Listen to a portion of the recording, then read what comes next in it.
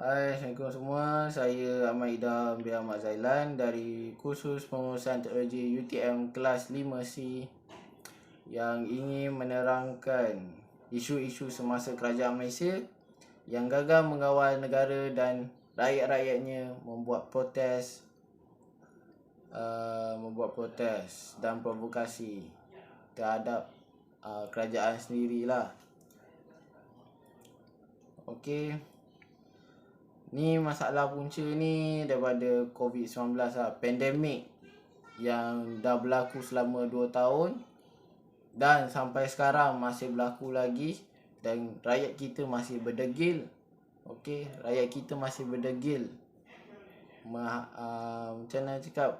Degil mematuhi SOP, mematuhi undang-undang kerajaan bagi, tapi still nak keluar. Okey. Isu-isu ni membawa saya kepada 5 isi yang saya telah carikan lah. Okey.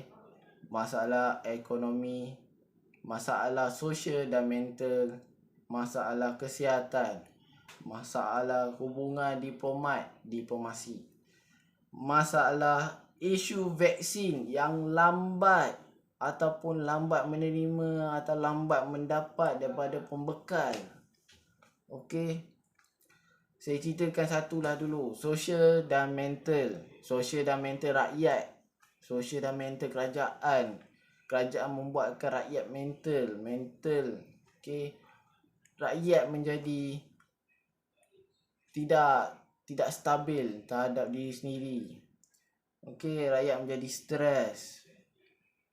Bila rakyat menjadi stres, boleh berlakunya kes penderaan. Baru-baru ni kes penderaan yang diakibatkan oleh seorang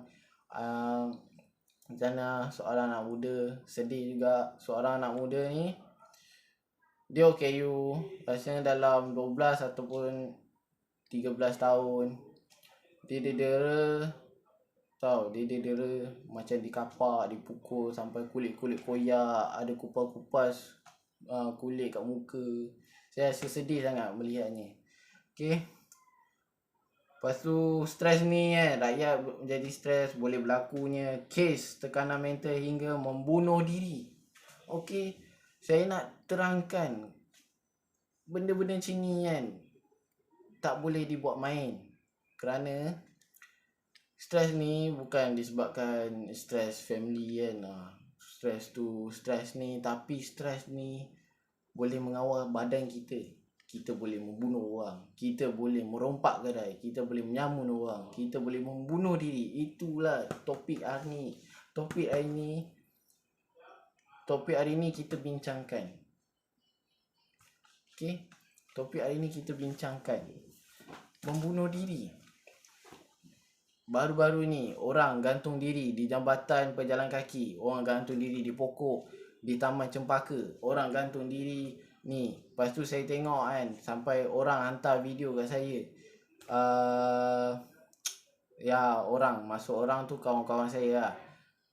Dia hantar video satu family bunuh diri, termasuk budak-budak. Ini mungkin mengakibatkan mak ayah, parents diorang, ibu bapa mereka yang gantungkan anak dia dalam rumah. Saya rasa sedih kerajaan Malaysia. Saya rasa sedih kerajaan kita menjadi sini. Saya rasa sedih rakyat kan tidak dapat mengawal keadaan stresnya. Okey. Lepas tu berlaku kes. Okey, disebabkan punca COVID-19 ni kan, kita masalah kewangan. Kita ada masalah pendapatan kan, sumber pendapatan kerajaan kita makin lama makin berkurang. Orang makin lama makin kehilangan kerja tetapnya. Nombor 2 pula, masalah sosial lah. Masalah ekonomi. Okey. Masalah ekonomi ni. Okey, maaf saya terpaksa tengok skrip sebab saya tak prepare apa-apa ini. Saya menghafal pun tidak. Saya penat, ngantuk sangat. Maaf ya. Okey. Dari segi ekonomi lah, sektor ekonomi sukar untuk dibuka kerana keadaan rakyat terjejas dalam isu pandemik COVID-19. Contohnya kewangan ataupun pendapatan lah. pendapatan rakyat terjejas kerana tidak dapat bekerja. So macam yang saya cakap tadi, rakyat kehilangan kerja tetap. Okey, mana-mana company membuang orang, tidak mengambil orang baru, mengambil dalam 20-30 orang untuk bekerja daripada 50 orang.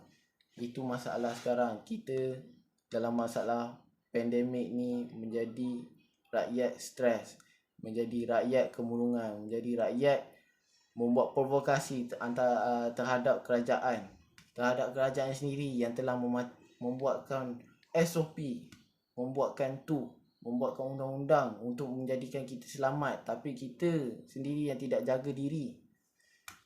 Okey. Ketiga, kita terangkan masalah kesihatan.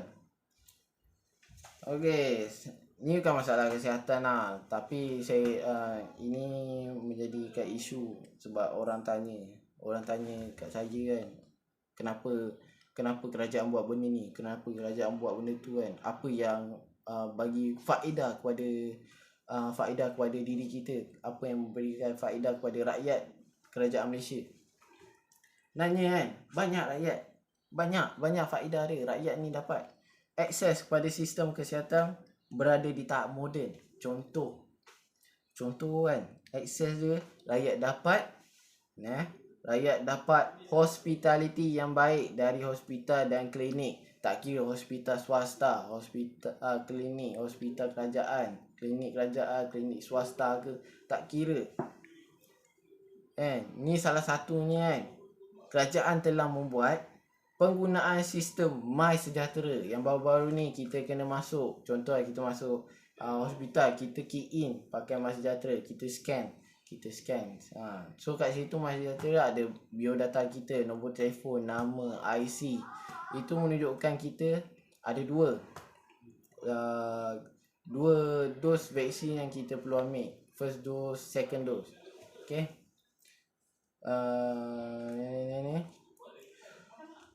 Okey, benda sistem ni kan berbaloi kerana kerajaan dapat, macam mana cakap, kerajaan dapat memerhati kita, pergerakan kita. So kalau kita melalui Roblox kan, anda mau pergi mana, kita akan cakap benda tu benar. Saya mau pergi kerja di Jalan Lok Yu, company saham syarikat Malaysia, contoh. Okay. So bila nak macam tu kena ada surat. Bila kena ada surat tu semua kita tulis, kita bagi ni. Dan salah satunya kan, polis nak tengok kita ni berada di mana. Kita mau mula sebelum keluar rumah, kita pergi mana dulu untuk pergi tempat kerja. Okey, dengan cara dia check MySejahtera.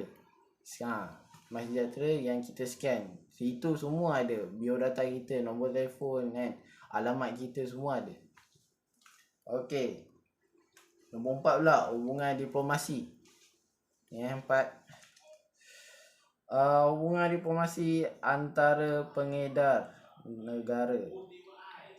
Contoh kan, negara luar bagi kita vaksin, negara luar bagi bantuan kan, material, mineral semua. Contoh. Jadi pedagang, orang katakan perdagangan, trading, perdagangan dua hala. Hubungan ni macam kira benda ni faedah lah. Sebab apa, kerajaan kita dah membantu kan. Tapi dalam masa sama orang tak nampak kerajaan ni membantu sangat. Masalah PM sekarang kita. Masalah PM kita sekarang, yang tak tahulah nak kata macam mana kan. Ramai-ramai tanya saya, kenapa PM kan tak kompeten, tidak bertanding, tidak melawan balik kan, sampai ada protes, ada provokasi provokasi yang berbaju hitam kan di dataran Amerika baru-baru ni, 2 ke ataupun 5 hari lepas. Kerajaan telah membuat hubungan akrab antara negara, membantu menjadi diplomasi yang baik. Salah satunya benda-benda macam ni kan boleh membantu kita senang dapat vaksin. Yang baru-baru ni pandemik, masalah pandemik dah berlaku nak dekat 2 tahun dah, kita pula masih hadap lagi. kita pula masih kuat lagi untuk lawan pandemik ni. Kita pula masih kuat lagi untuk mencari kerja. Kita pula masih kuat lagi untuk mencari pendapatan untuk memberi makan kepada mak ayah semua ni. Mak ayah memberi makan kepada anak, sanggup memberi makan diri kan, sanggup ikat perut untuk jaga sistem rumah, pengurusan kat rumah ni, macam tu. Lepas tu yang kelima pula, isu vaksin. Isu vaksin lambat menerima dari pengedar.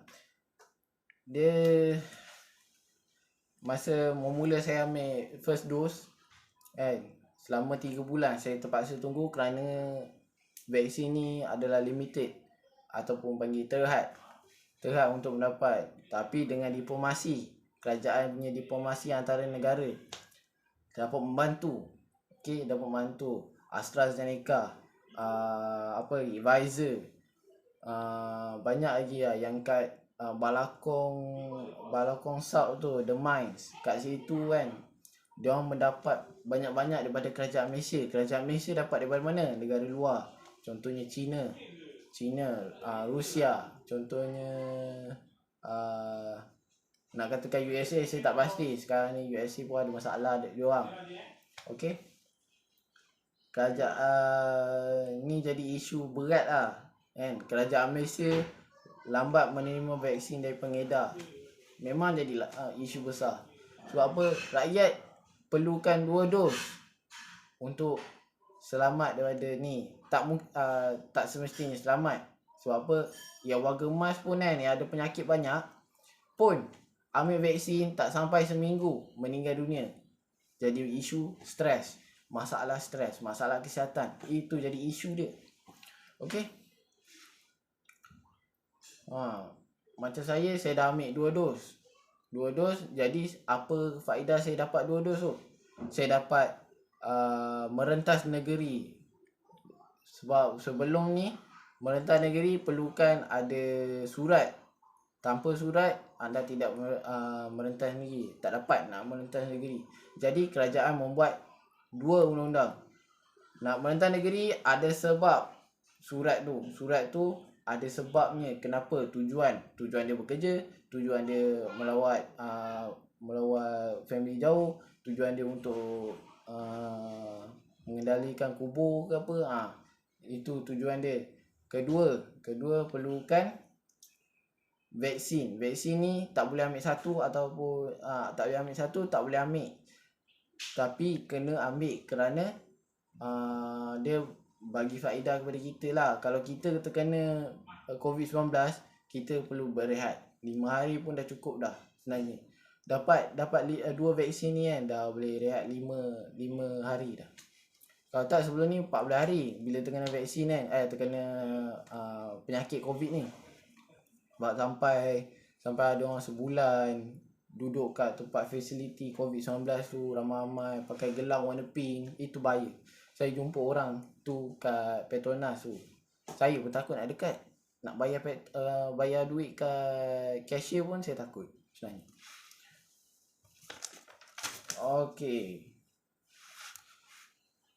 Nampaknya dah nak habis. Sudah 14 minit saya berceritakan. Kesimpulan dari topik ini kan, sebenarnya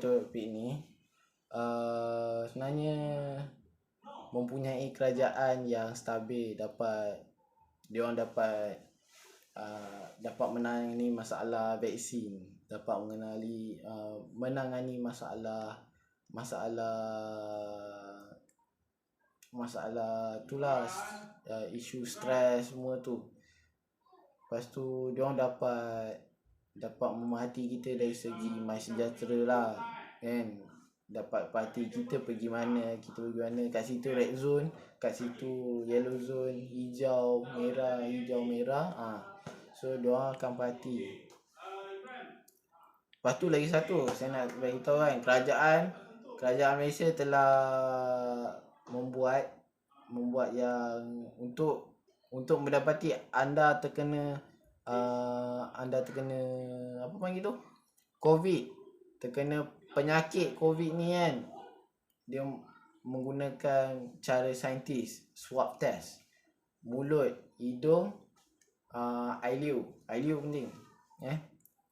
Kencing tak? Kencing kalau ikut air pundi kencing kita, itu cek urine. Cek urine ni selalunya yang ambil dadah je. Sekarang itu pun isu sekarang, orang masih ambil dadah walaupun tengah pandemik ni kan, sanggup membunuh diri tu. Okey. Kesimpulan juga, mempunyai kerajaan yang juga dapat kepercayaan negara luar. Okey, pelabur negara luar. Bagus sebenarnya. Tapi itulah rakyat tidak nampak. Rakyat ada masalah mata. Diorang kena pakai cermin mata kan, untuk tengok. Tapi dalam masa sama kan, kerajaan pun buat masalah. Contoh macam PM kita tidak kompeten, tidak melawan, tidak meneruskan, dia tidak meletakkan jawatan dia, tak nak lepaskan jawatan dia. Itu yang menyebabkan rakyat ni membuat provokasi, melawan balik. Okey, mempunyai fasiliti kesihatan yang terbaik. Okey, kerajaan Malaysia ni dapat macam mana cakap, saya pernah hadapi, yang pernah saya hadapi kan, hospital swasta di Sedang. Time tu saya accident, COVID juga, pandemik. Time tu memang ada urusan hal nak pergi sana, saya accident. Kat situ memang hospitality dia orang baik, tapi sebelum kena masuk kena scan MySejahtera. Ni hospitality dia orang memang baik. Dia orang layan dia orang punya klien, dia orang layan dia orang punya pesakit semua dengan baik. Tak perlu berkasar-kasar, dera pukul, tak perlu. Dia orang setiap kali sejam 2 jam dia akan tanya, ada masalah ke, awak okey lagi tak? Kalau okey, boleh rehat lagi, nanti saya datang balik untuk tanya. Bagus. Itu yang cara kerajaan kan, cara kerajaan, bukan nak kata mak ayah kita membesarkan kita untuk beradab dengan orang. Okay, tak kira lah tak kenal ataupun kenal, beradab dengan orang cara sopan dan baik. Itu penting dalam hati. Okay. Lepas tu yang ke 1, 2, 3, 4. Yang keempat pula, kestabilan politik dan keupayaan kerajaan menangani COVID-19 mendapat kepercayaan rakyat. Ini yang saya terangkan isu tadi. Okey, saya terangkan isu tadi kan. Rakyat dia akan percaya satu benda, kalau kerajaan membuat banyak benda untuk percayakan untuk mendapat kepercayaan mereka. Salah satunya kan, kerajaan salah satunya itulah COVID-19 kan, dihapuskan kerana vaksin. Vaksin adalah salah satunya, bukan untuk menghapuskan, tapi untuk mengurangkan. Bila kita kena COVID ni kan, kita kira demam. Okay? Kalau kita demam, kita ambil Panadol. Tapi kalau ini kita ambil Panadol dan kita rehat je 5 hari, sudah cukup sihat. Okay? Itu yang membuatkan rakyat akan percaya kepada kerajaan. Lepas tu ni macam mana, kerajaan ni juga bukan ada masalah PM sangat, bukan ada masalah ni, cuma itulah masalah rakyat yang berdegil. Okey, isu semasa sekarang rakyat degil. Dah lah lawan provokasi, dah lah tak ada tidur rumah, dah lah melanggar SOP, dah lah kalau nak mentai negeri ikut laluan tikus, dah lah menyusahkan polis. Banyak isu semasa pasal rakyat saja terhadap kerajaan. Banyak sebenarnya. Tapi itulah saya tak nak ceritakan, takut kena kecam ke apa, orang kejar saya di rumah ke, tak nak. Okey, itu saja daripada saya, Ahmad Idham. Sekian, terima kasih. Saya nak minta maaf kalau ada salah silap, tapi saya tak akan mengedit video ni sebab saya bukan IT sangat untuk mengedit ni, saya tak pandai. Okey. Sekian, terima kasih.